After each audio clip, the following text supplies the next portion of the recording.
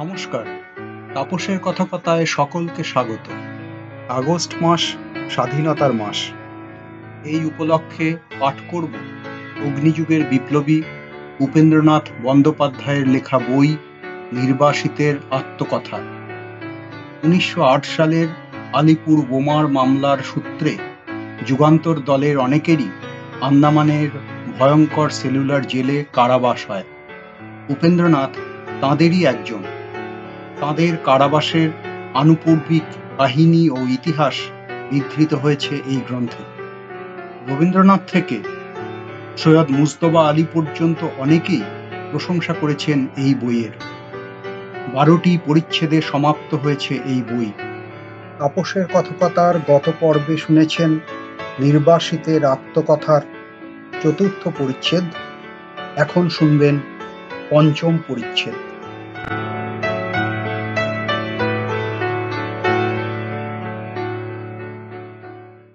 যে রাত্রে জেলে গিয়া পৌঁছিলাম সে রাত্রে আর ভালো মন্দ কিছু ভাবিবার অবস্থা আমাদের ছিল না। ধরা পড়িবার পর বারীন্দ্র বলিয়াছিল, মাই মিশন ইজ ওভার, আমার কাজ ফুরিয়ে গেছে। কিন্তু সে কথার প্রতিধ্বনি তো নিজের মধ্যে একটুও খুঁজিয়া পাইলাম না। দেশের কাজ তো সবই বাকি, শুধু আমাদের কাজই ফুরাইয়া গেল। প্রাণ ভরা সহস্র আকাঙ্ক্ষা, কত কি বিচিত্র কল্পনা লইয়া যুগান্তর গড়িতে নামিয়াছিলাম, এক ভূমিকম্পে সবটাই ধূলিসাৎ হইয়া গেল। এ জগতে শুধু পাহারাওয়ালার লাল পাগড়িটাই সত্য, আর বাকি সবটাই মায়া। অতীতের কত স্মৃতি তুবড়ি বাজির মতো মাথায় ফুটিয়া উঠিতে লাগিল। মনে পড়িল ৩-৪ মাস দেশময় টোটো করিয়া ঘুরিয়া যখন শীর্ণ ক্লান্ত দেহভার লইয়া একদিন বাড়িতে ফিরিয়াছিলাম, তখন মা আমার মুখের দিকে চাহিয়া অভিমান ভরে বলিয়াছিলেন, ছেলের আর আমার মায়ের রান্না ভাত ভালো লাগে না। কোথায় দিন দুঃখীর মতো ঘুরে ঘুরে বেড়াস বাবা? ভদ্রলোকের ছেলে শেষে কি কোনোদিন পুলিশে ধরে অপমাননি করবে? আজ সত্য সত্যই পুলিশে ধরিয়া অপমাননি করিল। আবার মনে পড়িল সেই পাহারাওয়ালার কথা, যে আসিতে আসিতে বলিয়াছিল, বাবুজি, তোমরা যদি একটা কিছু গোলাগুলি ছুটতে তাহলে আমরা সবাই পালিয়ে যেতুম। তাই তো চুপচাপ একেবারে ভেড়ার দলের মতো ধরা পড়িলাম। এ দুঃখ যে মরিলেও ঘুচিবে না। একজন পুলিশ সার্জেন্ট ঠাট্টা করিয়া বলিয়াছিল, এরা এমনই সুবোধ ছেলে যে বাগানে ঘুমাইবার সময় রাস্তায় একজন পাহারা পর্যন্ত রাখে নাই। কথাটা সারা রাত মাথার ভিতর ঘুরিয়া ঘুরিয়া বেড়াইতে লাগিল। কিন্তু এখন আর হাত কামড়ানো ছাড়া উপায় কি? একবার উল্লাসের উপর রাগ ধরিল। পুলিশের দল যখন প্রথম বাগানে আসিয়া ঢুকে তখন সে জাগিয়াছিল, ইচ্ছা করিলে সে পলাইতেও পারিত। কিন্তু নির্বিকার সাক্ষীস্বরূপ ব্রহ্মপুরুষের ন্যায় সে ব্যাপারটা চুপচাপ বসিয়া দেখিয়াছিল মাত্র। পলাইবার কথা তাহার মনে আসে নাই। সে রাতটা এইরকম দুশ্চিন্তায় কাটিয়া গেল। সকালে উঠিয়া কুঠুরির অর্থাৎ সেলের বাহিরে উঁকি মারিয়া দেখিলাম নরক একেবারে গুলজার। আমাদের সব আড্ডাগুলির ছেলেরাই আসিয়া জুটিয়াছে। অধিকন্তু ৫-৭ জন অপরিচিত ছেলেও দেখিলাম। ইহারা আবার কোথাকার আমদানি? একটিকে জিজ্ঞাসা করিলাম, বাপু হে, তুমি কে বট? ছেলেটি কাঁদো কাঁদো হইয়া বলিল, আগে আমার বাড়ি মানিকতলায়, আপনাদের বাগানের কাছে সকালবেলা একটু মর্নিং ওয়াক করতে গেছিলাম, তাই শালারা আমায় ধরে এনেছে। মর্নিং ওয়াক করাটা যে এত বড় মহাপাপ তা তো জানতুম না। দেখিলাম নগেন সেনগুপ্ত আর তার ভাই ধরণীকেও পুলিশ জেলে পুরিয়াছে। বেচারারা বোমার পর্যন্ত জানে না। পুলিশে বোমার আড্ডার সন্ধান পাইয়াছে ভাবিয়া উল্লাসকর বোমাগুলি কোথায় সরাইয়া রাখিবে স্থির করিতে না পারিয়া বাল্যবন্ধু নগেনের বাড়িতে একটা বোমার প্যাটরা রাখিয়া আসিয়াছিল। প্যাটরার ভিতর যে সাপ আছে কি ব্যাঙ আছে নগেন বা ধরণী তার বিন্দু বিসর্গও জানিত না। তাহাদের বাঁচাইবার জন্যই উল্লাস পুলিশের নিকট সব কথা স্বীকার করিল। উল্লাসের বিশ্বাস ছিল যে সত্য কথা জানিতে পারিলে পুলিশের কর্তারা নগেন এবং ধরণীর উপর আর মকদ্দমা চালাইবে না। পুলিশ যে ঠিক ধর্মপুত্র যুধিষ্ঠিরের বংশসম্ভূত নয়, এ কথাটা তখন তো আমাদের মাথায় ভালো করিয়া ঢুকে নাই। ক্রমে পুলিশ নানা জেলা হইতে অনেকগুলি ছেলে আনিয়া হাজির করিল। শ্রীহট্ট হইতে সুশীল সেন ও তাহার দুই ভাই বীরেন ও হেমচন্দ্র আসিল। সুশীলকে আমরা পূর্বে চিনিতাম, কিন্তু তাহার দুই ভাইকে ইহার পূর্বে কখনো দেখি নাই। মালদহ হইতে কৃষ্ণজীবন, যশোহর হইতে বীরেন ঘোষ ও খুলনা হইতে সুধীর আসিয়া পৌঁছিল। আর আসিয়া পৌঁছিলেন আমার পুরাতন বন্ধু পণ্ডিত ঋষিকেশ। ঋষিকেশ আমার ডফ কলেজের সহপাঠী।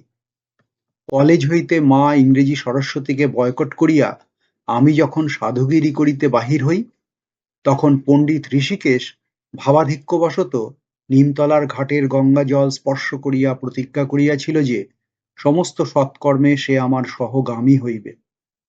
একে নিমতলার ঘাট মহাতীর্থ বলিলেই হয়, তাহার উপর মা গঙ্গা একেবারে জাগ্রত দেবতা। সেখানকার প্রতিজ্ঞা কি আর বিফল হইবার জো আছে? মা গঙ্গা কি কুক্ষণেই তাহার প্রতিজ্ঞা শুনিয়া মনে মনে তথাস্তু বলিয়াছিলেন জানি না, কিন্তু সেই দিন হইতে আজ অবধি পণ্ডিত ঋষিকেশ আমার পিছনেই লাগিয়া আছে। শাস্ত্রে বলে যে উৎসবে, ব্যসনে, দুর্ভিক্ষে, রাষ্ট্র বিপ্লবে, রাজোদ্ধারে ও শ্মশানে যে একসঙ্গে গিয়া দাঁড়ায় সেই বান্ধব। ঋষিকেশের বিবাহে ও তাহার পুত্রের অন্নপ্রাশনে আমি লুচি খাইয়া আসিয়াছি। দুর্ভিক্ষের সময় দুজনে পীড়িতের সেবা করিয়াছি। একসঙ্গে উভয়ে সাধুগিরি করিয়া ফিরিয়াছি, মাস্টারিও করিয়াছি। আজ রাষ্ট্রবিপ্লব করিতে গিয়া একসঙ্গে উভয়ে পুলিশের হাতে ধরাও পড়িলাম। ভবিষ্যতে যে উভয়কে একসঙ্গে শ্রীধাম আন্দামানে বাস করিতে হইবে, তাহা তখন জানিতাম না। বান্ধবত্বের সব লক্ষণই মিলিয়াছে, বাকি আছে শুধু শ্মশানটুকু। নিমতলার ব্রতটুকু এখন নিমতলায় উদযাপন করিয়া আসিতে পারিলেই আমি নিশ্চিন্ত হই। যাক, সে ভবিষ্যতের কথা। জেলে গিয়া 2 দিন বিশ্রাম করিতে না করিতেই দেখি পণ্ডিত ঋষিকেশ বিশাল দেহভার দোলাইতে দোলাইতে সেখানে আসিয়া উপস্থিত। তাহার সহিত মানিকতলার বাগানের কোনো ঘনিষ্ঠ সম্বন্ধ ছিল না। আমাদের কার্যকলাপের কিছু কিছু সে জানিত মাত্র, তাহার বিরুদ্ধে বিশেষ কোনো প্রমাণও ছিল না। বাগানের কাগজপত্রের মধ্যে 2-1 জায়গায় তাহার নাম পাইয়া পুলিশ সন্দেহ করিয়া তাহাকে ধরিয়াছিল, কিন্তু গঙ্গাজল ছুঁইয়া প্রতিজ্ঞা তো আর বিফল হইবার নয়। তাহাকে যে আন্দামানে যাইতেই হইবে। পুলিশ যখন তাহাকে ম্যাজিস্ট্রেটের নিকট লইয়া গিয়া হাজির করে, তখন তাহার ব্রাহ্মণ পণ্ডিতের মতো গোলমাল নাদুস নুদুস চেহারা দেখিয়া ম্যাজিস্ট্রেটের তাহাকে নিরপরাধ বলিয়াই ধারণা হইয়াছিল। কিন্তু ম্যাজিস্ট্রেটের মুখ দেখিয়াই বন্ধুর আমার মেজাজটা একেবারে বিগড়াইয়া গেল। মহামান্য সরকার বাহাদুরের রাজ্য ও শাসননীতি সম্বন্ধে বন্ধু আমার ম্যাজিস্ট্রেটের নিকট যে সমস্ত মন্তব্য প্রকাশ করিয়াছিলেন, তাহা আর এখানে পুনরুদ্ধৃত করিয়া এ বৃদ্ধ বয়সে বিপদে পড়িবার আমার ইচ্ছা নাই। পূর্ববঙ্গের ছোটলাট ফুলার সাহেবের টম ফুলারির আলোচনা হইতে আরম্ভ করিয়া লাটি মোরলির পিতৃশ্রাদ্ধের ব্যবস্থা পর্যন্ত তাহার মধ্যে সবই ছিল। পণ্ডিতজির বক্তৃতা শুনিয়া ম্যাজিস্ট্রেট তাহাকে জেলের মধ্যে এক স্বতন্ত্র কুঠুরিতে আবদ্ধ করিয়া তাহার রাজনৈতিক মতামতের সংস্কার করিতে আদেশ দিলেন। সপ্তাহের মধ্যে আসিয়া হাজির হইলেন শ্রীমান দেবব্রত। প্রায় 1 বৎসর পূর্বে তিনি যুগান্তরের সহিত সম্বন্ধ পরিত্যাগ করিয়া নবশক্তির সম্পাদকের কাজ করিতেছিলেন। নবশক্তি উঠিয়া যাওয়ার পর আপনার সাধন ভজন লইয়াই বাড়িতে বসিয়া থাকিতেন। বাহিরের লোকের সহিত বড় একটা দেখাশোনা করিতেন না। চলমান পর্বতপথ তিনিও একদিন সুপ্রভাতে জেলে আসিয়া হাজির হইলেন। পুলিশ কোর্টে শুনিয়াছিলাম যে আমরা যেই দিন ধরা পড়ি সেদিন অরবিন্দবাবুকেও ধরা হইয়াছিল, কিন্তু আমরা জেলের যে অংশে আবদ্ধ ছিলাম সেখানে তাহার দেখা পাইলাম না।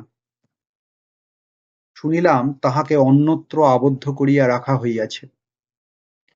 ঋষিকেশকে যেদিন পুলিশ ধরিয়া আনে, তাহার দুই একদিন আগে শ্রীরামপুর হইতে গোস্বামীদের বাড়ির নরেন্দ্রকেও ধরিয়া আনিয়াছিল।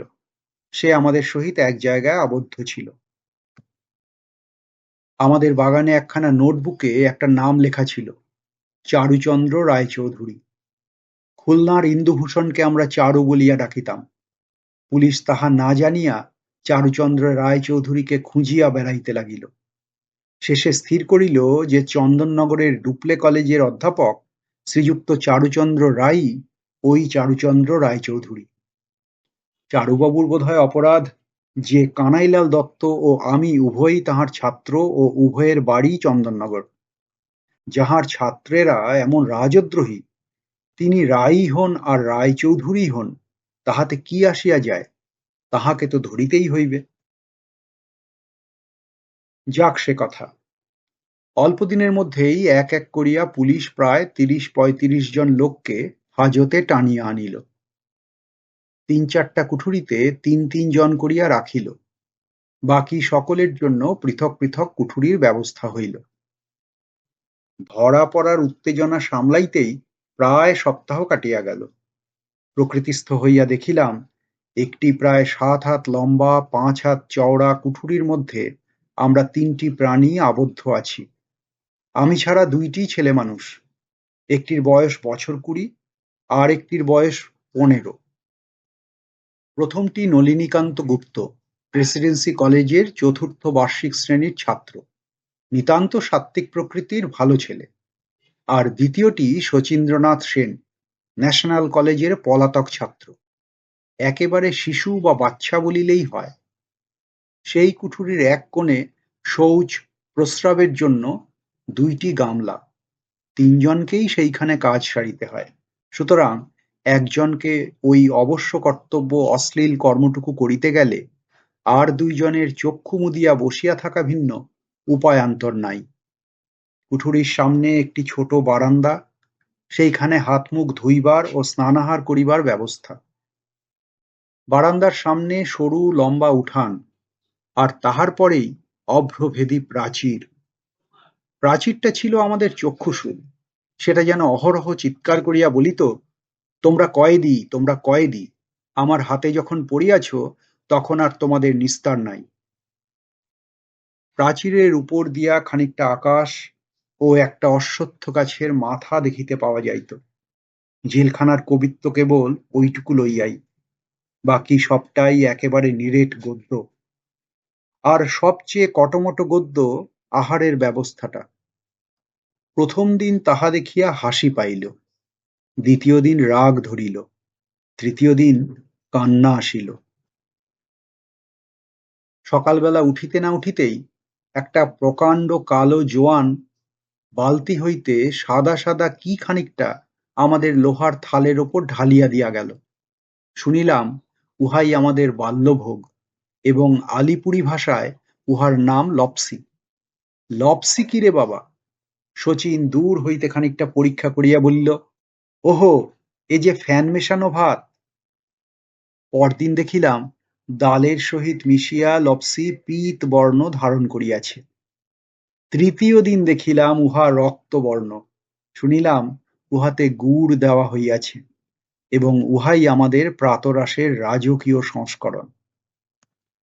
10:30টার সময় একটা টিনের বাটির 1 বাটি রেঙুন চালের ভাত, খানিকটা অড়হর ডাল, কি খানিকটা পাতা ও ডাঁটা সিদ্ধ, ও একটু তেঁতুল গোলা। সন্ধ্যার সময়ও তদ্বৎ, কেবল তেঁতুল গোলাটুকু নাই। ডাক্তার সাহেব ও জেলার বাবু আমাদের সহিত দেখা করিতে আসিবা মাত্র আমরা একটা প্রকাণ্ড উদরনৈতিক আন্দোলন শুরু করিয়া দিলাম। ডাক্তার সাহেব জাতিতে আইরিশ, নিতান্তই ভদ্রলোক। আমাদের সব কথাগুলি চুপ করিয়া শুনিয়া বলিলেন, উপায় নাই। জেলের কয়েদির খোরাক একেবারে সরকারের হিসেব মতো বাঁধা। কাহারও অসুখ বিসুখ হইলে তিনি হাসপাতাল হইতে পৃথক বন্দোবস্ত করিতে পারেন, কিন্তু সুস্থ অবস্থায় অন্ন আহার দিবার তাহার অধিকার নাই। জেলার বাবু বলিলেন, জেলের বাগানে আলু, বেগুন, কুমড়া, পেঁয়াজ প্রভৃতি সব তরকারিই তো হয়, জেলের খোরাক তো মন্দ নয়। শচীন নিতান্ত ঠোঁটকাটা ছেলে। সে বলিল, বাগানে তো হয় সবই, কিন্তু পুঁই ডাঁটা আর এঁচোড়ের খোসা ছাড়া বাকি সবগুলা বোধহয় রাস্তা ভুলিয়া অন্যত্র চলিয়া যায়। দেখিলাম অসুখ করা ছাড়া অন্য উপায় নাই, কাজেই আমাদের সকলকার অসুখ করিতে লাগিল। নিত্য নিত্য নূতন অসুখ কোথায় খুঁজিয়া পাওয়া যায়? পেট কামড়ানো, মাথা ধরা, বুক দূর দূর করা, গা বমি বমি করা, সবই যখন একে একে ফুরাইয়া আসিল, তখন বাহিরে প্রকাশ পায় না এমন অসুখ আবিষ্কারের জন্য আমাদের মাথা ঘামিয়া উঠিল। রোগ তো একটা কিছু চাই, তা না হইলে প্রাণ যে বাঁচে না। ডাক্তার সাহেব আসিলে পণ্ডিত ঋষিকেশ গম্ভীরভাবে জানাইলেন যে তাহার বাম চক্ষুর উপরের পাতা ৩ দিন ধরিয়া নাচিতেছে, সুতরাং তিনি যে কঠিন পীড়াগ্রস্ত সে বিষয়ে আর সন্দেহ নাই।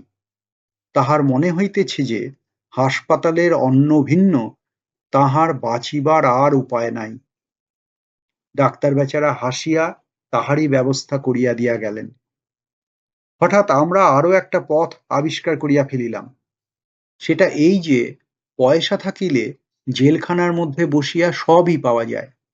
জেলের প্রহরী ও পাচকের হাতে যৎকিঞ্চিৎ দক্ষিণা দিতে পারলেই ভাতের ভিতর হইতে কই মাছ ভাজা ও রুটির গাদার ভিতর হইতে আলু পেঁয়াজের তরকারি বাহির হইয়া আসে। এমনকি পাহারাওয়ালার পাগড়ির ভিতর হইতে পান ও চুরুট বাহির হইতে দেখা গিয়াছে। একটা মহা অসুবিধা ছিল এই যে এক কুঠুরির লোকের সহিত অপর কুঠুরির লোকের কথা কহিবার হুকুম ছিল না। প্রথমে লুকাইয়া লুকাইয়া একাধটা কথা কওয়া হইত, তাহাতে পাহারাওয়ালাদের ঘোরতর আপত্তি। তাহারা জেলারের কাছে রিপোর্ট করিবার ভয় দেখাইতে লাগিল। হঠাৎ কিন্তু একদিন দেখা গেল তাহারা শান্ত শিষ্ট হইয়া গিয়াছে। আমরা চিৎকার করিয়া কথা কহিলেও তাহারা শুনিতে পায় না। অনুসন্ধানে জানা গেল আমাদের একজন বন্ধু রৌপ্যখণ্ড দিয়া তাহাদের কানের ছিদ্র বন্ধ করিয়া দিয়াছেন। জেলার বা সুপারিনটেন্ডেন্ট আসিবার সময় তাহারাই আমাদের সতর্ক করিয়া দিতে লাগিল। রৌপ্যখণ্ডের যে অনন্ত মহিমা তাহা এতদিন কানেই শুনিয়াছিলাম, তাহার এইবার প্রত্যক্ষ প্রমাণ পাইয়া মানব জন্ম সফল হইল। কিন্তু একটা দুঃখ কতকটা ঘুচিতে না ঘুচিতে আর এক দুঃখ দেখা দিল। আমরা জেলে আসিবার পর হইতেই জেলের মধ্যে সিআইডির কর্তাদিগের শুভাগমন আরম্ভ হইয়াছিল।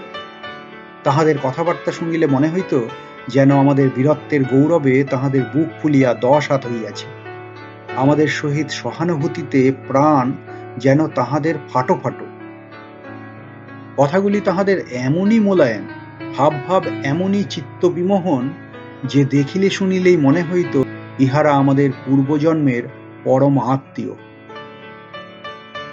তবে ধরা পড়িবার পরদিন তাহাদের ঘরে এক রাত্রি বাস করিয়া এসব ছলা কলার পরিচয় অনেক পূর্বেই পাইয়াছিলাম, তাই রক্ষা। ইহারা সপ্তাহখানেক যাতায়াতের পর নরেন্দ্র গোস্বামী যেন হঠাৎ একটু বেশি অনুসন্ধিৎসু হইয়া দাঁড়াইল। বাংলা ছাড়া ভারতের অন্য কোথাও বিপ্লবের কেন্দ্র আছে কিনা, আর থাকিলে সেখানকার নেতাদের নাম কি, ইত্যাদি অনেক রকম প্রশ্নই সে আমাদের জিজ্ঞাসা করিতে লাগিল।